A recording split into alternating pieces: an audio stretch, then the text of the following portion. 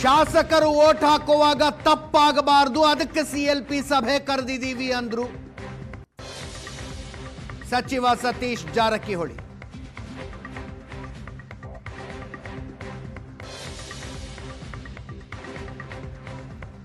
Training ಸಲುವಾಗಿ, strategy ಸಲುವಾಗಿ ಕರ್ಕೊಂಡು ಹೋಗ್ತಾ ಇದ್ದಾರೆ.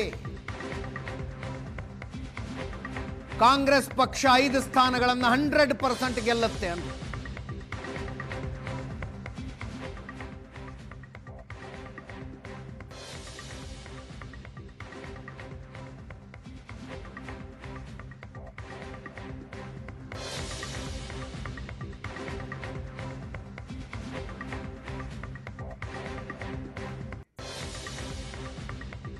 ಸಿಎಲ್ಪಿ ಅಲ್ಲಿದೆ, ಅಲ್ಲಿಲ್ಲ ಓನ್ಲಿ ರೆಸ್ಟ್ಗೆ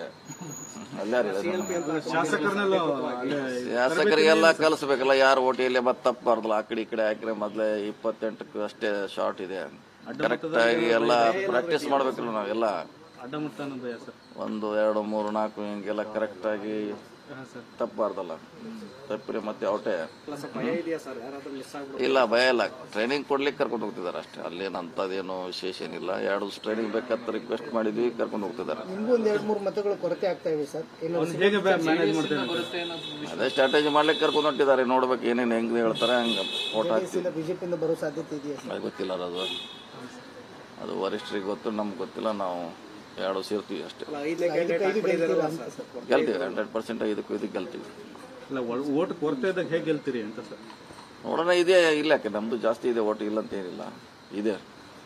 ನೋಡೋಣ, ಇನ್ನು 2 ಇದೆ, ಬಂದ್ಮೇಲೆ ನೋಡೋಣ. ಸರ್, ಇವತ್ತು ಮೀಟಿಂಗ್ ಕರೆದಿರೋದು ಸರ್ ನಾವಿದೆ, ನಮಗೂ ಇದೆ, ಹೋಗ್ತಾ ಇದೀವಿ. ಈ ಸಭೆ ಆದ್ಮೇಲೆ ಅಲ್ಲೇ ಕಂಟಿನ್ಯೂ ಮಾಡ್ತೀವಿ. ನಾವು ಹೋಗ್ತಾ ಇದ್ದೀವಿ. ಇದು ಮಳೆ ಆಗ್ತಾ ಇದೆ ಸರ್, ಅದೇ ನೋಡ್ಬೇಕು. ಅದೇ ಫಸ್ಟ್ ಟೈಮ್ ಅವರು ಎಲ್ಲರಿಗೂ ಅವ್ರಿಗೆ ಇನ್ನೂ ಅವ್ರು ಡೈರೆಕ್ಷನ್ ಕೊಡ್ತಾರೆ. ಆಯಾ ಜಿಲ್ಲೆ ಬೇಡಿಕೆ ಬೇರೆ ಬೇರೆ ಇದೆ, ಎಲ್ಲ ಚರ್ಚೆ ಮಾಡ್ತೀವಿ. ಪ್ರಶಾಂತ್ ನಾಥು ಹಾಗೂ ಆನಂದ ಬೈದನಮನೆ ಇಬ್ಬರು ಕೂಡ ನೇರ ಸಂಪರ್ಕದಲ್ಲಿದ್ದಾರೆ. ಪ್ರಶಾಂತ್, 5ನೇ ಅಭ್ಯರ್ಥಿ ಹಾಕುವ ಮೂಲಕ ಕಾಂಗ್ರೆಸ್ಸು ಒಂದೇನೋ ರಿಸ್ಕ್ ತಗೊಂಡಂಗಿದೆ. ಅಭ್ಯರ್ಥಿ ಹಾಕುವ ಮೂಲಕ JDSನವರು ತಗೊಂಡಿದ್ದಾರೆ. ತಮ್ಮ ಓಟುಗಳನ್ನು ತಮ್ಮ ಹತ್ರ ಹಿಡಿದಿಟ್ಕೊಳ್ಳೋದು ಒಂದು ಸ್ಟ್ರಾಟಜಿನ, ಅಥವಾ ಹೆಂಗಾರು ಮಾಡಿ ಇನ್ನೊಬ್ರು ಓಟ್ ತಗೊಳ್ತೀವಿ ಅನ್ನೋ ಲೆಕ್ಕಾಚಾರನ ಇದು? ಅಜಿತ್, 4 ಕಾಂಗ್ರೆಸ್ಗೆ 2 BJPಗೆ ಅನ್ನೋದು ಫಿಕ್ಸ್ ಆಗಿತ್ತು. ಮೇಲ್ನೋಟಕ್ಕೆ ಸ್ಪಷ್ಟ ಇದೆ ನಂಬರ್. ಬಟ್ ಇನ್ನೊಂದು ಸೀಟಿಗೆ ಬೇಕಾಗಿರೋಷ್ಟು ವೋಟ್ಗಳು JDS ಬಳಿ ಇಲ್ಲ. ಹೀಗಾಗಿ ಆಡಳಿತಾರೂಢ ಪಕ್ಷಕ್ಕೆ ಅವ್ರ ಯೋಚನೆ ಇರ್ತಕ್ಕಂಥದ್ದು, ಫಸ್ಟ್ ಪ್ರಿಫರೆನ್ಸಲ್ಲಿ 2 ಏನು ಶಾರ್ಟೇಜ್ ಬೀಳುತ್ತೆ ಅದನ್ನು ST ಸೋಮಶೇಖರ್ ಮತ್ತು ಶಿವರಾಮ್ ಹೆಬ್ಬಾರ್ ಕಡೆಯಿಂದ ತೆಗೆದುಕೊಂಡು ಸೆಕೆಂಡ್ ಪ್ರಿಫರೆನ್ಸ್ ವೋಟ್ಸ್ಗಳನ್ನು ಕೂಡ ಎಲ್ಲ ಕ್ಯಾಂಡಿಡೇಟ್ಸ್ಗಳು 5ನೇ ಅಭ್ಯರ್ಥಿಗೆ ಹಾಕ್ತಾ ಹೋದರೆ ನಾಳೆ ಅದು ಸೆಕೆಂಡ್ ಪ್ರಿಫರೆನ್ಸಿಗೆ ಬಂದರೂ ಕೂಡ ನಾವು ಗೆಲ್ಲಬಹುದು ಅಂತಕ್ಕಂಥದ್ದು ಕಾಂಗ್ರೆಸ್ನ ಲೆಕ್ಕಾಚಾರ. BJPಗೇನು ಆ ಸಾಮರ್ಥ್ಯ ಇಲ್ಲ. ಹೌದು. ಈಗ ಸೆಕೆಂಡ್ ಪ್ರಿಫರೆನ್ಸದ್ದೇ ಲೆಕ್ಕಾಚಾರ ತೆಗೆದುಕೊಂಡ್ರೆ ಕಾಂಗ್ರೆಸ್ ಬಳಿ 135 ವೋಟ್ಸ್ ಇವೆ. 135 + 3 + 2. ಆ ಕಾರಣದಿಂದ ಕಾಂಗ್ರೆಸ್ಗೆ ಅನಿಸ್ತಾ ಇದೆ ನಾವು ಎಷ್ಟು ಸಾಧ್ಯವೋ ಅಷ್ಟು ಸೆಕೆಂಡ್ ಪ್ರಿಫರೆನ್ಸ್ ವೋಟ್ಗಳನ್ನು ಹಾಕ್ಕೊಂಡು, ಫಸ್ಟ್ ಪ್ರಿಫರೆನ್ಸ್ನಲ್ಲಿ JDSಗೂ ಕೂಡ ಏನು ಗೆಲ್ಲುವ ಶಕ್ತಿ ಇಲ್ಲ. ಹೌದು. ಹೀಗಾಗಿ ಅದು ಅಂತಿಮವಾಗಿ ಅದು ಬರೋದು ಸೆಕೆಂಡ್ ಪ್ರಿಫರೆನ್ಸಿಗೆ ಬಂದೇ ಬರುತ್ತೆ. ಬಂದಾಗ ನಮ್ಗೆ ಲಾಭ ಆಗುತ್ತೆ, ಯಾಕಂದರೆ ನಮ್ಮ ಶಾಸಕರ ಸಂಖ್ಯೆ ಜಾಸ್ತಿ ಇದೆ ಅನ್ನೋದು ಕಾಂಗ್ರೆಸ್ನ ಲೆಕ್ಕಾಚಾರ. ಈಗ 29 ಆಗಲಿಲ್ಲ ಅಂದರೆ ಸೆಕೆಂಡ್ ಪ್ರಿಫರೆನ್ಸ್ ಕೌಂಟ್ ಬರುತ್ತೆ. ಕರೆಕ್ಟ್. 4 + 2 6 ಅಭ್ಯರ್ಥಿಗಳಂತರೂ ಫಸ್ಟ್ ಪ್ರಿಫರೆನ್ಸಲ್ಲೇ ಗೆದ್ದೋಗ್ಬಿಡ್ತಾರೆ. ಹೌದು. 7ನೇ ಕ್ಯಾಂಡಿಡೇಟ್, ಅದೇ ಕಾರಣಕ್ಕೆ DK ಶಿವಕುಮಾರ್ ವಿನಯ್ ಕಾರ್ತಿಕ್ರನ್ನ ಕಣಕ್ಕಿಳಿಸಿದ್ದು. 4 ಕ್ಯಾಂಡಿಡೇಟ್ಗಳನ್ನು ಕಾಂಗ್ರೆಸ್ ಹೈಕಮಾಂಡ್ ಡಿಸೈಡ್ ಮಾಡ್ತು. ಒಂದು ಕ್ಯಾಂಡಿಡೇಟನ್ನು ಇಲ್ಲಿ ಮುಖ್ಯಮಂತ್ರಿಗಳ ಅತ್ಯಂತ ಪರಮಾಪ್ತ ವಿನಯ್ ಕಾರ್ತಿಕ್ರನ್ನ ಕಣಕ್ಕಿಳಿಸಿ ಅವರನ್ನು ಗೆಲ್ಲಿಸ್ಕೊಂಡು ಬರ್ತಕ್ಕಂಥ ಸ್ಟ್ರಾಟಜಿ. ಅದರ ಜೊತೆಗೆ ಇನ್ನೊಂದು DK ಶಿವಕುಮಾರ್ ಮನಸ್ಸಿನಲ್ಲಿರಬಹುದು, ಈಗ ಹೇಗೂ ನಾನು ಮುಖ್ಯಮಂತ್ರಿ ಆಗಿದ್ದೀನಿ, JDS ಏನಾದರೂ ಒಂದು 2-3 ಶಾಸಕರು ಆ ಕಡೆ ಈ ಕಡೆ ಹೊರಳಾಡಿದರೆ, ಫಾರ್ ಎಕ್ಸಾಂಪಲ್ ಈಗ GT ದೇವೇಗೌಡರು ಇದ್ದಾರೆ, ಏನು ಮಾಡ್ತಾರೆ ಅಂತಕ್ಕಂಥದ್ರ ಬಗ್ಗೆ ಸ್ಪಷ್ಟತೆ ಇಲ್ಲ. ಆ ಕಾರಣದಿಂದಲೇ ದೇವೇಗೌಡರ ಜೊತೆ ಅವ್ರ ಮಾತುಕತೆನೂ ಒಂದು ಹಂತದಲ್ಲಿ ನಡೀತು. ಹೌದು. ಇನ್ನೂ ಯಾರಾದರೂ ಸರ್ಪ್ರೈಸ್ ಆಗಿ JDSನಲ್ಲಿ ಒಂದಿಷ್ಟು ತಳಮಳ ಇದ್ದು ಅದನ್ನು ಎಕ್ಸ್ಪೋಸ್ ಮಾಡಿದರೆ, ನಾನು ಮುಖ್ಯಮಂತ್ರಿಯಾದ 1 ತಿಂಗಳಲ್ಲೇ JDSನಲ್ಲಿ ಒಂದು ರೀತಿಯಾಗಿರ್ತಕ್ಕಂಥ ಸಂಚಲನವನ್ನು ಉಂಟು ಮಾಡಬಹುದು. ಮುಂದಿನ 28ರ ಒಕ್ಕಲಿಗ ರಾಜಕಾರಣಕ್ಕೆ ಒಂದು ಹೊಸ ಮುನ್ನಡಿ ಬರೀಬಹುದು ಅನ್ನೋದು DK ಶಿವಕುಮಾರ್ ಮನಸ್ಸಿನಲ್ಲಿದೆ. ಇಲ್ಲಾಂದರೆ 5ನೇ ಕ್ಯಾಂಡಿಡೇಟ್ ತಮ್ಮ ಅತ್ಯಂತ ಪರಮಾಪ್ತನನ್ನೇನು ಹಾಕ್ತಿರಲಿಲ್ಲ. ಹೌದು.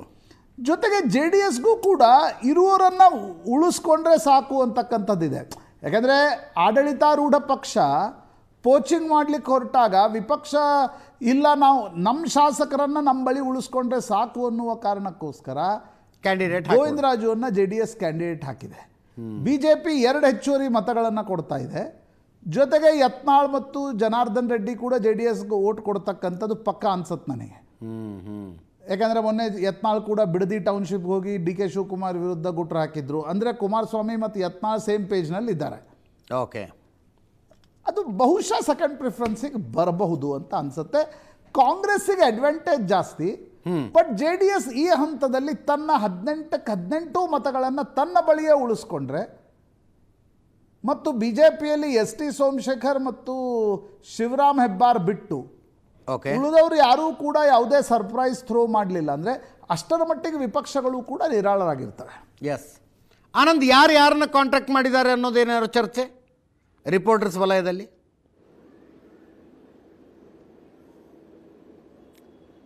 ಎಸ್ ಅಜಿತ್, ಈ ವಿಧಾನ ಪರಿಷತ್ನ 5ನೇ ಅಭ್ಯರ್ಥಿಯನ್ನು ಗೆಲ್ಸ್ಕೊಳ್ಳಿಕ್ಕೆ ಆಡಳಿತವಾಗಿರ್ತಕ್ಕಂಥ ಕಾಂಗ್ರೆಸ್ ತನ್ನ ಪ್ರಯತ್ನವನ್ನು ಮಾಡ್ತಾ ಇದೆ. ವಿನಯ್ ಕಾರ್ತಿಕ್ ಅವರನ್ನ ಕಣಕ್ಕಿಳಿಸಿದ ಬೆನ್ನಲ್ಲೇ ಯಾರ್ಯಾರು ಒಂದಷ್ಟು ಅಸಮಾಧಾನದಲ್ಲಿದ್ದಾರೋ ಅವರನ್ನು ಸಂಪರ್ಕ ಮಾಡುವ ಪ್ರಯತ್ನ ಈಗಾಗಲೇ ನಡೆದಿದೆ. ನಿನ್ನೆ ಕುಮಾರಸ್ವಾಮಿ ಅವರು ತಮ್ಮ ಜೊತೆ ಇದ್ದಂಥ 14 ಜನ ಶಾಸಕರ ಜೊತೆ ಚರ್ಚೆಯನ್ನು ಕೂಡ ಮಾಡಿದ್ರು. ಚರ್ಚೆ ಸಂದರ್ಭದಲ್ಲಿ ಅವರು ನಾವೆಲ್ಲ ರೆಸಾರ್ಟ್ಗೆ ಹೋಗೋಣ, ನಾವೆಲ್ಲ ಒಟ್ಟಿಗಿರೋಣ ಅಂತಕ್ಕಂಥ ಮಾತಾಡಿದ್ರು. ನಿನ್ನೆ 4 ಜನ ಶಾಸಕರು ಬಂದಿಲ್ಲ. ಆದರೆ GT ದೇವೇಗೌಡರು ಹೊರತುಪಡಿಸಿದ್ರೆ ಕಂದಕೂರು ಬಂದಿರಲಿಲ್ಲ, ಅಕ್ಕಲಗೂಡು ಮಂಜು ಬಂದಿರಲಿಲ್ಲ, ಹಾಸನದ ಬಾಲಕೃಷ್ಣ ಬಂದಿರಲಿಲ್ಲ, ರೇವಣ್ಣ ಬಂದಿರಲಿಲ್ಲ. ಅಂದರೆ ಅವರು ಈಗಾಗಲೇ ಅನುಮತಿ ಪಡೆದುಕೊಂಡ್ರು, ಗೈರುಹಾಜರಾಗಿದ್ರು. GT ದೇವೇಗೌಡರು ಹೊರಗಿಟ್ಟು ನೋಡೋದಾದ್ರೆ 18 ಜನ ಶಾಸಕರ ಜೊತೆ ಅವರು ಎಲ್ಲಾ ರೀತಿಯ ಚರ್ಚೆಗಳನ್ನು ಮಾಡಿದಾಗ ಇವರೆಲ್ಲರೂ ನಮ್ಮ ಜೊತೆ ಇದ್ದಾರೆ ಅಂತಕ್ಕಂಥ ಒಂದು ಕಡೆ ಇಟ್ಕೊಳ್ಳುವಂಥದ್ದು ಪ್ರಯತ್ನ ಕುಮಾರಸ್ವಾಮಿ ಅವರದು. ಅದನ್ನ ತೋರಿಸಬೇಕನ್ನುವಂಥದ್ದು. ಆದರೆ ಇಂಥ ಚುನಾವಣೆಯ ಸಂದರ್ಭದಲ್ಲಿ ಏನಾಗುತ್ತೆ ಅಂದ್ರೆ ಸಹಜವಾಗಿ ಯಾರು ಆಡಳಿತಾರೂಢವಾಗಿರ್ತಾರೋ ಅವರಿಗೆ ಒಂದಷ್ಟು ಅವಕಾಶಗಳು ಜಾಸ್ತಿ. ಉದಾಹರಣೆಗೆ ಎಲ್ಲೋ ಒಂದ್ ಕಡೆ ರಾಜಕೀಯವಾಗಿ ಬೇರೆ ಬೇರೆ ಹೆಜ್ಜೆಗಳನ್ನ ಇಡಬೇಕು ಅಂತ ನಿರ್ಧಾರ ಮಾಡಿರ್ತಕ್ಕಂಥ ಶಾಸಕರುಗಳಿಗೆ, ಬೇರೆ ಪಕ್ಷ ಪ್ರತಿಪಕ್ಷ ಶಾಸಕರುಗಳಿಗೆ ಸಹಜವಾಗಿಯೇ ಬರಬಹುದಾಗಿರ್ತಕ್ಕಂಥ ಒಂದಷ್ಟು ಲಾಭಗಳನ್ನು ಲೆಕ್ಕಾಚಾರ ಹಾಕ್ತಕ್ಕಂಥ ಸಾಧ್ಯತೆಗಳು ಕೂಡ ಇರ್ತದೆ. ಈಗ GT ದೇವೇಗೌಡರು ಯಾವುದೇ ಕಾರಣಕ್ಕೂ ಕೂಡ JDS ಅಭ್ಯರ್ಥಿ ಮತ ಹಾಕ್ತಾರೋ ಅನ್ನೋ ಬಗ್ಗೆ ಕ್ಲಾರಿಟಿ ಇಲ್ಲ. ಅವರು ನಾನು ಗೌಪ್ಯ ಮತದಾನ, ಯಾವುದೇ ಕಾರಣಕ್ಕೂ ಈ ಬಗ್ಗೆ ನಾನು ಡಿಸ್ಕ್ಲೋಸ್ ಮಾಡಲ್ಲ ಅಂತಕ್ಕಂಥ ಮಾತನ್ನು ಹೇಳಿದ್ದಾರೆ. ಆದರೆ ಲಭ್ಯ ಇರತಕ್ಕಂಥ ಮಾಹಿತಿಯ ಪ್ರಕಾರ ಅವರನ್ನು ಕೂಡ ಈಗಾಗಲೇ DK ಶಿವಕುಮಾರ್ ಸಂಪರ್ಕ ಮಾಡಿದ್ದಾರೆ. ಅವ್ರಿಗೆ ಅದೇ ರೀತಿಯ JDS ನಾಯಕರ ಅಂತ ಸಂಬಂಧಗಳು ಇನ್ನು ಉಳ್ಕೊಂಡಿಲ್ಲ. ಆ ಕಾರಣಕ್ಕಾಗಿ ಅವರು ತಮ್ಮ ನಿರ್ಧಾರವನ್ನ ಇದು ಗೌಪ್ಯ ಮತನ ಆಗಿರುವ ಕಾರಣಕ್ಕಾಗಿ ಅವರು ಒಂದಷ್ಟು ಡಿಸ್ಟರ್ಬ್ ಆಗುವಂತ ಸಾಧ್ಯತೆಗಳು ಕೂಡ ಇದೆ. ಅದು ಇನ್ನುಳಿದಾಗಿ ಎಲ್ಲ JDS ನ ಶಾಸಕರುಗಳು ಕೂಡ ಒಂದು ನಿರ್ಣಯವನ್ನು ತೆಗೆದುಕೊಂಡಿದ್ದಾರೆ. ಅವರು ಅಧಿಕೃತವಾಗಿರುವಂತಹ ಅಭ್ಯರ್ಥಿಗೆ ವೋಟ್ ಹಾಕ್ತಾರೆ.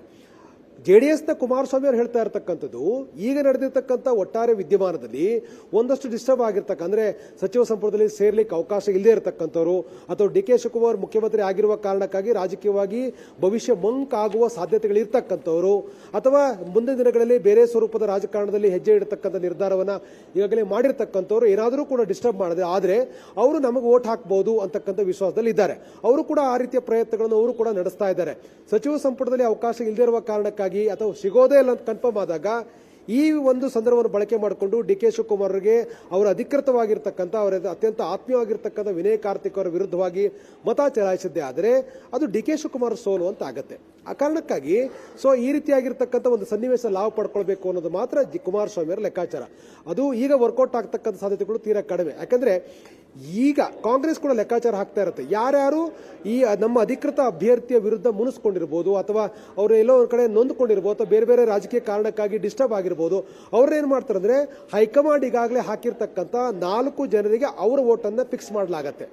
ಅವ್ರೇನೇ ಯಾವುದೇ ಕಾರಣಕ್ಕೂ ವೋಟನ್ನ ಏನಾದ್ರು ಬೇರೆಯವ್ರಿಗೆ ಹಾಕಿದ್ರೆ ಅಲ್ಲಿ ಶಾರ್ಟೇಜ್ ಬೀಳುತ್ತೆ. ಇಂಥವರೇ ವೋಟ್ ನಮಗೆ ಅಧಿಕೃತ ಅಭ್ಯರ್ಥಿಗೆ ಹಾಕಿಲ್ಲ ಅಂತ ಸ್ಪಷ್ಟವಾಗಿ ಗೊತ್ತಾಗುತ್ತೆ. ಈಗ ವಿನಯ್ ಕಾರ್ತಿಕ್ ಅವರಿಗೆ ಪಕ್ಷದ ಅಧಿಕೃತವಾಗಿರ್ತಕ್ಕಂಥ ನಿಷ್ಠಾವಂತ ಕಾರ್ಯಕರ್ತರನ್ನ ಆ 18 ಜನರನ್ನು ಫೈನಲ್ ಮಾಡಾಗತ್ತೆ. ಈಗ ಕಾಂಗ್ರೆಸ್ನ ಅಧಿಕೃತವಾಗಿ ಬೆಂಬಲ ಕೊಟ್ಟಿರ್ತಕ್ಕಂಥ ಪಕ್ಷೇತರರು ಒಳಗೊಂಡಂತೆ ST ಸೋಮಶೇಖರ್ ಒಳಗೊಂಡಂತೆ ಇವರ ವೋಟ್ಗಳನ್ನ ಮೊದಲ 4 ಜನ ಏನು 4 ಅಧಿಕೃತ ಅಭ್ಯರ್ಥಿಗಳಿದ್ರು ಆ ಅಭ್ಯರ್ಥಿಗಳಿಗೆ ಹಾಕಲಾಗುತ್ತೆ. ಕಾಂಗ್ರೆಸ್ನ ನಿಷ್ಠಾವಂತ ಯಾವುದೇ ಕಾರಣಕ್ಕೂ ಮಾತು ಮೀರದ ಯಾವ್ಯಾವ ಶಾಸಕರಿದ್ದಾರೋ ಆ ಒಂದು 18 ವೋಟ್ಗಳನ್ನು ವಿನಯ್ ಕಾರ್ತಿಕ್ ಫಿಕ್ಸ್ ಮಾಡಲಾಗುತ್ತೆ. ಹಾಗಾಗಿ ಅಧಿಕೃತ ಅಭ್ಯರ್ಥಿಗೆ ವೋಟ್ ಹಾಕಿದ್ರೆ ಗೊತ್ತಾಗ್ಬಿಡುತ್ತೆ ಯಾರೋ ಒಬ್ಬರು ವೋಟ್ ಹಾಕಿಲ್ಲ ಅಂತಕ್ಕಂಥದ್ದು. ಇವ್ರು ಯಾಕೆ ವೋಟ್ ಹಾಕಿಲ್ಲ ಅಂದ್ರೆ ಸಚಿವ ಸಂಪುಟದ ಸ್ಥಾನ ಸಿಕ್ಕಿಲ್ಲ ಕಾರಣಕ್ಕಾಗೋ, DK ಶಿವಕುಮಾರ್ ಮೇಲೆ ಸಿಟ್ಟಿನ ಕಾರಣಕ್ಕಾಗೋ, ವಿನಯ್ ಕಾರ್ತಿಕ್ ಒಪ್ಪದೇ ಇರುವಂತ ಕಾರಣ, ಇನ್ಯಾವುದೋ ಕಾರಣಕ್ಕಾಗಿ ಅವ್ರು ವೋಟ್ ಹಾಕಿದ್ರೆ ಗೊತ್ತಾಗ್ಬಿಡುತ್ತೆ. ಆವಾಗ ಏನಾಗುತ್ತೆ, ಹೈಕಮಾಂಡ್ ಕೆಂಗಣಿ ಗುರಿಯಾಗ್ಬಿಡುತ್ತೆ, ರಾಜಕೀಯ ಭವಿಷ್ಯ ಮಂಕಾಗುತ್ತೆ. ಅಂತ ಯಾವುದೇ ಆ ತರದ ತೀರ್ಮಾನಗಳನ್ನು ಯಾವುದೇ ಕಾರಣಕ್ಕೂ ಆ ಶಾಸಕರು ಮಾಡೋದಿಲ್ಲ. ಈಗಾಗಲೇ ಹೇಳಿದ ಹಾಗೆ ಆಡಳಿತವಾಗಿರ್ತಕ್ಕಂಥ ಪಕ್ಷ ಯಾವುದಿರುತ್ತೋ ಅಲ್ಲಿರ್ತಕ್ಕಂಥ ಶಾಸಕರುಗಳು ಬೇರೆ ಕಡೆ ವಾಲ್ತಕ್ಕಂಥ ಸಾಧ್ಯತೆಗಳು ತೀರಾ ಕಡಿಮೆ. ಆದರೆ ಪ್ರತಿಪಕ್ಷ ಶಾಸಕರುಗಳನ್ನ ಡಿಸ್ಟರ್ಬ್ ಮಾಡ್ತಕ್ಕಂಥ ಅವರ ಮತಗಳನ್ನು ಪಡಿತಕ್ಕಂಥ ಅವಕಾಶಗಳು ಕೂಡ ಜಾಸ್ತಿ ಇದೆ. ಡಿ.ಕೆ. ಶಿವಕುಮಾರ್ ಒಂದು ವಿಶ್ವಾಸ ಇದೆ, JDS ಒಳಗಡೆ ಎಲ್ಲವೂ ಕೂಡ ಸರಿ ಇಲ್ಲ, ತಮ್ಮನ್ನು ಬೆಂಬಲಿಸಬಹುದು ಅಂತಕ್ಕಂಥ ಲೆಕ್ಕಾಚಾರದಲ್ಲಿದ್ದಾರೆ. ಆ ಕಾರಣಕ್ಕಾಗಿ ಅವರ ಒಂದು ಹಂತದಲ್ಲಿ ಸಂಪರ್ಕ ಮಾಡಿ ಅಭ್ಯರ್ಥಿನ ಕಣಕ್ಕಿಳಿಸಿರ್ತಕ್ಕಂಥದ್ದು. ಇಲ್ಲ ಆದ್ರೆ ಪಕ್ಷದ ಕಾರ್ಯಕರ್ತರ ಅಥವಾ ತಮಗೆ ಇಷ್ಟ ಆಗಿರ್ತಕ್ಕಂಥ ಯಾವುದೇ ಅಭ್ಯರ್ಥಿನ ಕಣಕ್ಕಿಳಿಸುವ ಪ್ರಯತ್ನಗಳನ್ನು ಮಾಡ್ತಾ ಇರಲ್ಲ. ಇನ್ಯಾವುದೋ ಉದ್ಯಮಿ ಅಭ್ಯರ್ಥಿ ಆಗ್ತಾ ಇದ್ರು. ಉದ್ಯಮಿನ ಅಭ್ಯರ್ಥಿ ಮಾಡಬೇಕು ಅಂತಕ್ಕಂಥ ಪ್ರಯತ್ನವನ್ನ ಕಾಂಗ್ರೆಸ್ ಈಗಾಗಲೇ ಮಾಡಿತ್ತು. ಉದ್ಯಮಿ ಅಂದ್ರೆ ಎಲ್ಲಾ ಪಾರ್ಟಿಯ ಮತಗಳನ್ನು ಪಡ್ಕೊಂಡು ಅಧಿಕೃತವಾಗಿ ಅವರು ಅಭ್ಯರ್ಥಿ ಆಗ್ತಾ ಇದ್ರು. ಸೊ ಇಲ್ಲಿ ಇರ್ತಕ್ಕಂಥದ್ದು ಪಕ್ಷದ ಕಾರ್ಯಕರ್ತನ, ಪಕ್ಷದ ಮುಖಂಡನ ಇಲ್ಲಿ ಅಭ್ಯರ್ಥಿ ಮಾಡಿರ್ತಕ್ಕಂಥದ್ದು. ಇದು ಈಗಾಗಲೇ ಪಕ್ಷ ತೀರ್ಮಾನ ತೆಗೆದುಕೊಂಡು ಒಂದು ನಿರ್ಣಯವನ್ನು ಮಾಡಿ ವಿನಯ್ ಕಾರ್ತಿಕ್ ಕಣಕ್ಕಿಳಿಸಲಾಗಿದೆ. ನಮಗೆ ಬಂದಿರತಕ್ಕಂಥ ಈಗ ವಿನಯ್ ಕಾರ್ತಿಕ್ರನ್ನ ಗೆಲ್ಲಿಸಿಕೊಳ್ಳುವಲ್ಲಿ ಡಿ.ಕೆ. ಶಿವಕುಮಾರ್ ಅವರು ಯಶಸ್ವಿ ಆದರೆ ಮುಖ್ಯಮಂತ್ರಿ ಆದ ನಂತರ ಮೊದಲ ರಾಜಕೀಯ ಗೆಲ್ಲುವಂತಾಗತ್ತಾ ಇವ್ರದ್ದು? ಎಸ್, ಖಂಡಿತವಾಗ್ಲೂ ಕೂಡ ಇದನ್ನ ದೆಹಲಿಗೆ ಹೋಗಿ ಬಂದ ಸಂದರ್ಭದಲ್ಲಿ ವಿನಯ್ ಕಾರ್ತಿಕ್ ಅವರು ಕಣಕ್ಕಿಳಿಸ್ತೇವೆ ಅಂತೇಳಿ ವರಿಷ್ಠರಿಗೆ ಹೇಳಿ 5ನೇ ಅಭ್ಯರ್ಥಿಯನ್ನು ಘೋಷಣೆ ಮಾಡಿರ್ತಕ್ಕಂಥದ್ದು. ಹಾಗಾಗಿ ದೆಹಲಿಗೆ ಹೋಗುವ ಮುನ್ನೊಂದು ದಿನ ಸಂಜೆ 6 ಗಂಟೆಗೆ ಅಧಿಕೃತವಾಗಿ ಡಿ.ಕೆ. ಶಿವಕುಮಾರ್ ಹೇಳಿದ್ರು ವಿಧಾನಸೌಧದಲ್ಲಿ, ನಾವು 5ನೇ ಅಭ್ಯರ್ಥಿನ ಕಣಕ್ಕಿಳಿಸ್ತೇವೆ ಅಂತಕ್ಕಂಥ ಮಾತನ್ನು ಹೇಳಿದ್ರು. ಅಂದ್ರೆ ವಿಧಾನಸೌಧದಲ್ಲಿ ಬಹಳ ಸ್ಪಷ್ಟವಾಗಿ ಹೇಳಿಬಿಟ್ಟೆ ಹೋಗಿದ್ರು, ನಾವು 5ನೇ ಅಭ್ಯರ್ಥಿನ ಕಣಕ್ಕಿಳಿಸ್ತೇವೆ ಅಂತೇಳಿ ಡೆಲ್ಲಿಗೆ ಹೋಗಿದ್ರು. ಅಧಿಕೃತವಾಗಿ ವಿನಯ್ ಕಾರ್ತಿಕ್ ಅವರನ್ನು ಅಭ್ಯರ್ಥಿಯಾಗಿ ಮಾಡ್ಕೊಂಡು ಬಂದ್ರು. ಅವರೇ ಕಣಕ್ಕಿಳಿಸಿರ್ತಕ್ಕಂಥದ್ದು, ಅವರೇ ಅವ್ರಿಗೆ ವಿನಯ್ ಕಾರ್ತಿಕ್ ಗೆಲುವಿಗೆ ಏನೇನು ಬೇಕೋ ಆ ಎಲ್ಲ ಸ್ಟ್ರಾಟಜಿಗಳನ್ನು ಕೂಡ ಈಗಲೇ ಮಾಡಿದ್ದಾರೆ. ಹಾಗಾಗಿ JDS ನ ವೋಟ್ಗಳು ಡಿಸ್ಟರ್ಬ್ ಆಗ್ತಕ್ಕಂಥ ಸಾಧ್ಯತೆಗಳಿದೆ.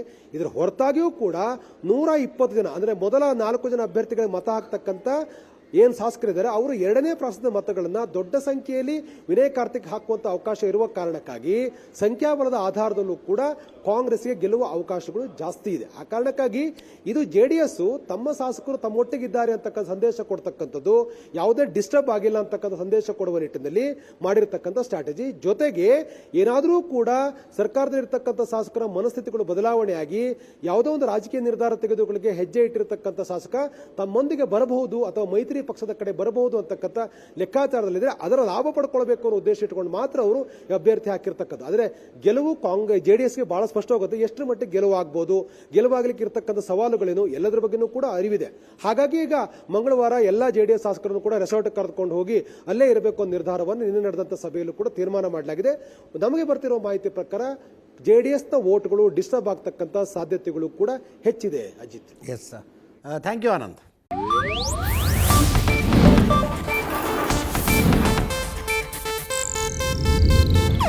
ಇದು ಏಷ್ಯಾನೆಟ್ ನ್ಯೂಸ್ ನೆಟ್ವರ್ಕ್ ಪ್ರಸ್ತುತಿ.